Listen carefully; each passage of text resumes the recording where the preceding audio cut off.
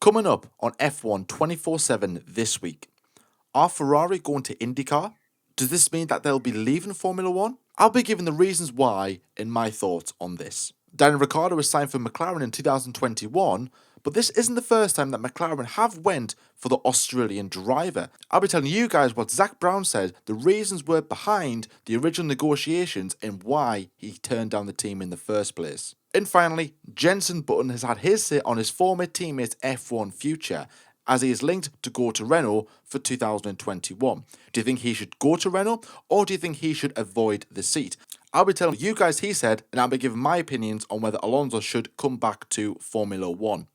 All this and more this week on F1 24/7.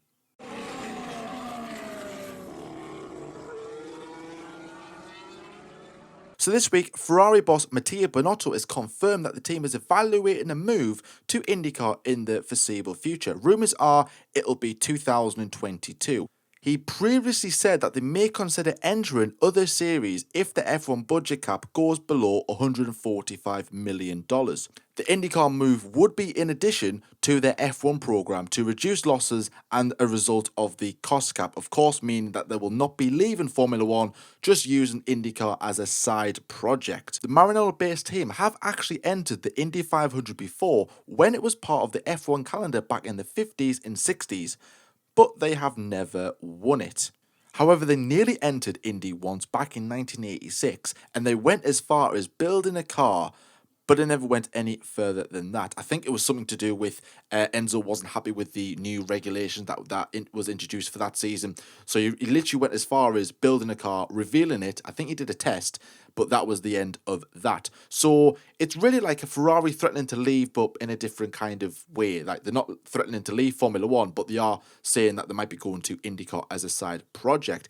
Now, of course, the F1 budget cap for the smaller teams will help them massively. You know, a lot of the bigger teams like Ferrari, Mercedes, they're spending well over $300 million per season on their car, and you can clearly see that they are miles ahead of the competition compared to the likes of Renault, Haas, AlphaTauri, and the rest of them. Of course, they're just running away with it. So the idea is to reduce the cost, as well as the big teams getting involved, and hopefully bunch the pack up so the likes of McLaren and Renault can move up the grid and potentially catch Red Bull and Ferrari, bringing a bit of a closer competition, just so we're not having the regular three at the top every single weekend. So of course, for the smaller teams, it's going to help. For the bigger teams, it won't. So like I said earlier, Ferrari and Mercedes and Red Bull are used to spending 300-400 million per season on a car. So $145 million dollars to them will be a big chunk. So therefore, they don't need as much resources. Therefore, will be probably cutting a lot of jobs. Now, Mercedes have their Formula E program, so they can kind of split the roles if they like. And Red Bull have got other competitions that they can go into, as well as other series of motorsport. And of course, they've got another F1 team in AlphaTauri. But I'm sure Red Bull might be cutting a couple of jobs, not as much as what Ferrari would have been. So Ferrari, Binotto also saying that they don't want to get rid of staff because, that's Ferrari, they care for their staff. They want to kind of go into another project, IndyCar, which is the question, and pretty much use their resources, building a car for that series and competing there, which I could see happening, if I'm totally honest. I think Ferrari in the States, it's, of course, you had the big battle in Ford and Ferrari back in the day of Le Mans. But of course, Ferrari and IndyCar, I've never really had any connections with the two. I think it'd be good for us European fans who do like motorsport, who want to get into IndyCar but don't really have a reason to watch it. Cast your mind back to 2017, Fernando Alonso went in and entered the IndyCar, and a lot of Formula One fans who had probably never even watched IndyCar before watched it just because Alonso was in the series. Was he going to win it, or was he just going to, just blow away the competition, or just crash the car or even let the Honda engine blow up? Which it did, funny enough, which is pretty funny that the Honda engine blew up on Alonso, even though he was getting away from that on a regular basis, week in, week out. And I think the IndyCar series could benefit having Ferrari in there. They're a well-known name, even though they are well-known in the States. And I think it could draw a lot of European fans to the series. It's not that it's really needed. IndyCar are a well-established racing series who are doing pretty well. It's well known in the States. It's well loved in the States. The Americans love their sports. They're passionate about, baseball, NFL, and all that stuff. It's one of those series that they really, really love. So us European fans could kind of boost their kind of, the IndyCar economy and bring it over here and get a good marketing from America over to Europe, in the same way that Formula One is trying to build an audience in America. It's not really needed. However, there are benefits to this, like more revenue, more fans going to Grand Prix. The fans would spend the money on merchandise and, of course, going to the Grand Prix, as well as having an American team. So therefore, it just makes sense that, some IndyCar fans, potentially, American fans, could watch Formula One, in the same sense that us European fans, especially the Italians who are very passionate about Ferrari, could be watching their team in IndyCar and drawing attention over there. So it could work in both ways. I think it would be a good move. Could it happen for 2022? Maybe. I'm not too sure on that one. But like I said earlier, I think Ferrari going IndyCar isn't a bad option. There was rumours that they were going to be leaving Formula One for IndyCar. That, of course, has been confirmed that is not the case. Binotto has said that they are staying put in Formula One. The IndyCar will be a side project. What do you think, guys? What do you think? Do you think Ferrari will go to IndyCar? And if so, do you think it'll be a benefit to the sport and to the team? Let me know in the comment section below.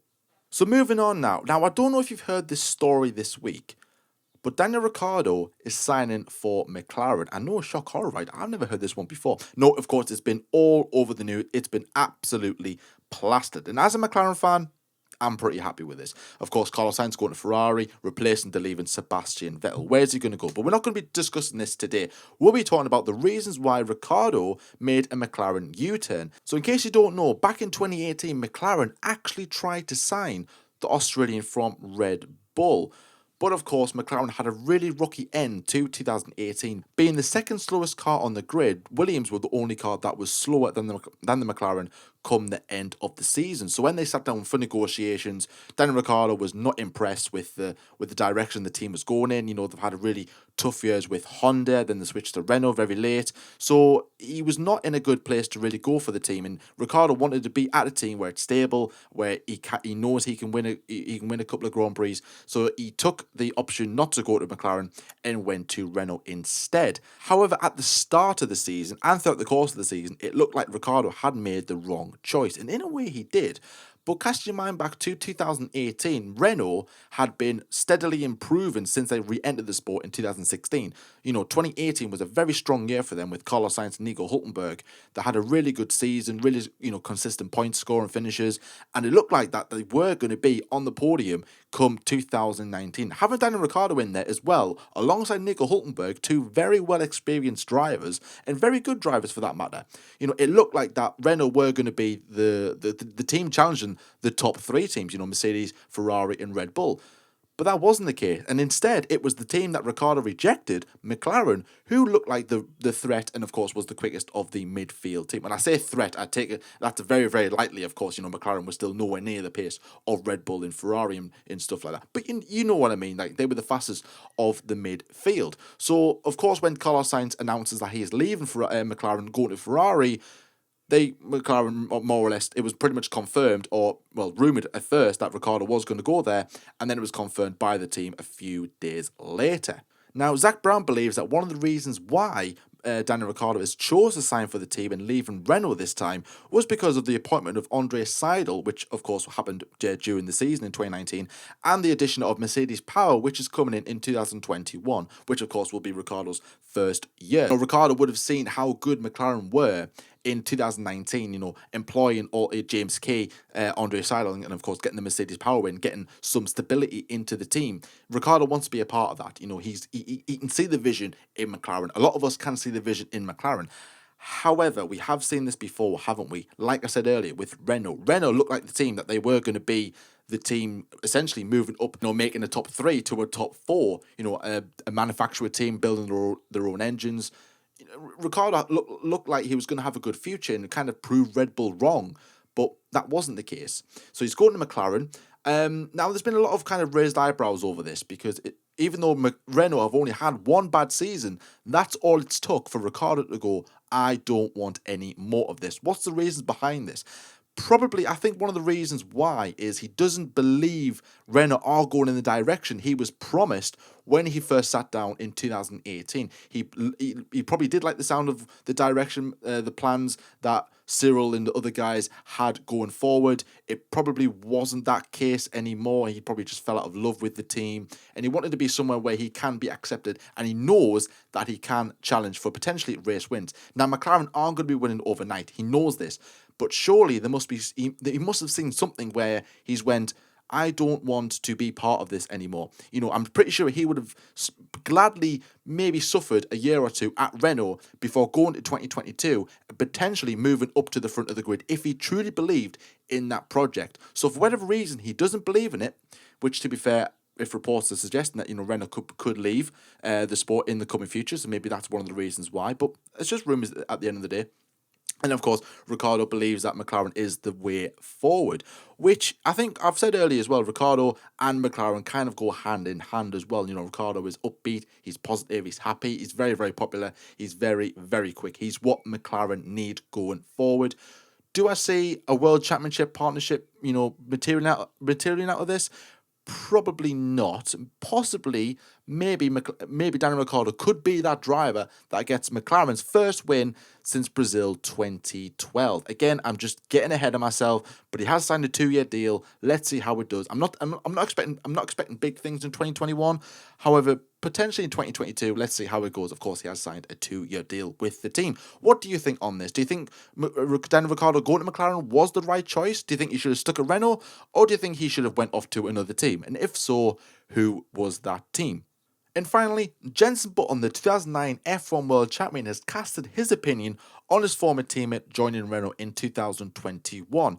Now, in case you don't know of this story, of course, Daniel Ricciardo, there is a seat available at Renault, and there's many drivers rumoured to get that seat. And of course, as we all know, again, Alonso is one of those candidates. Now, reports are coming from Spain that Fernando Alonso has pre-signed a deal with the team. But again, it's just rumours. Let's not get ahead of ourselves. Whether you're an Alonso fan or whether you're an Alonso hater, just calm down for a bit. However, Jenson believes that this isn't what Alonso is looking for and move to Renault. He's saying that it'll be a long process to get the Renault to challenging for podiums and race wins, which is something that Alonso has said is one of the reasons why he would come back to Formula One. Again, being linked with a Red Bull seat, a Ferrari seat, and a Mercedes seat.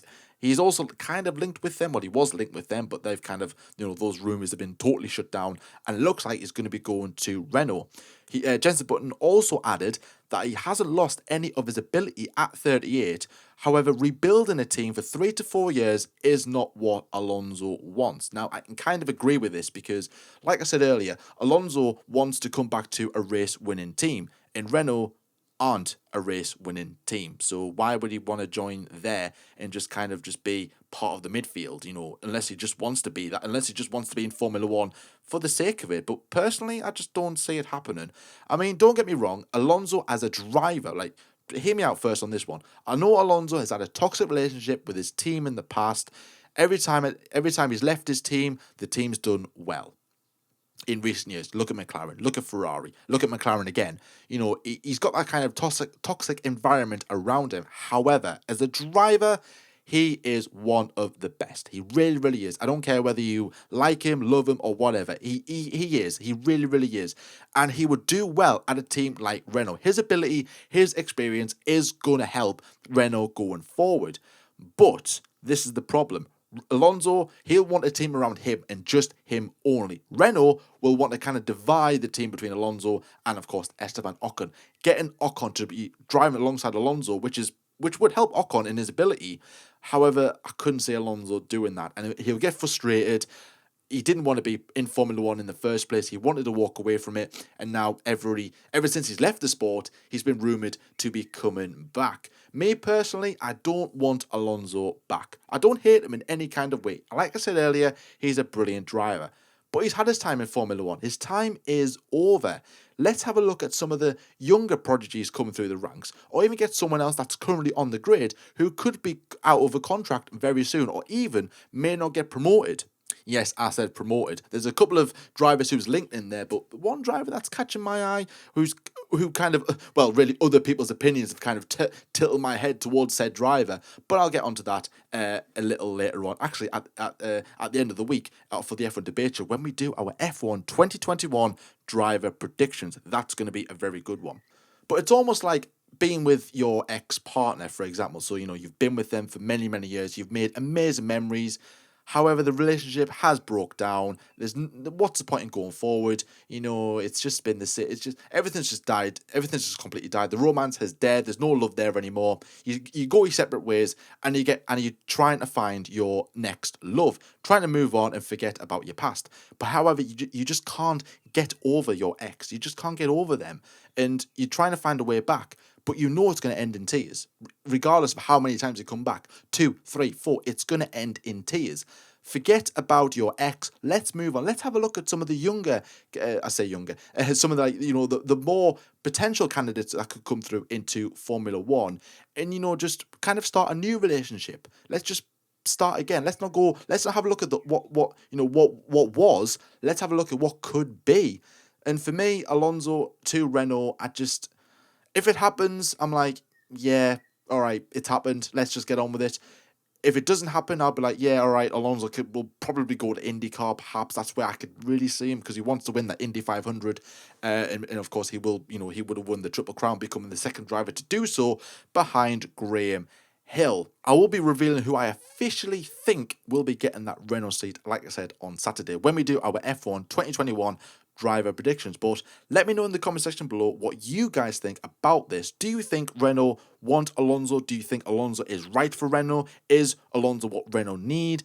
And of course, your opinions on Alonso rejoining Formula One. Do you want to see it, or don't you want to see it? I'm pretty sure this could divide a few opinions in the comment section below. And as always, all the links to the articles I've discussed in today's episode will be in the link below. Go and check them out. But of course, that wraps up F1 24/7 for this week. Thank you so much for watching as well. Our busy week continues. On Thursday, we've got an interview with a racing driver. Yes, a real racing driver. Friday is Fry the Grid. Saturday is F1 Debate Show. And Sunday is F1 Online Decoded with Kai Bacchini. Can't wait for you guys to watch them videos.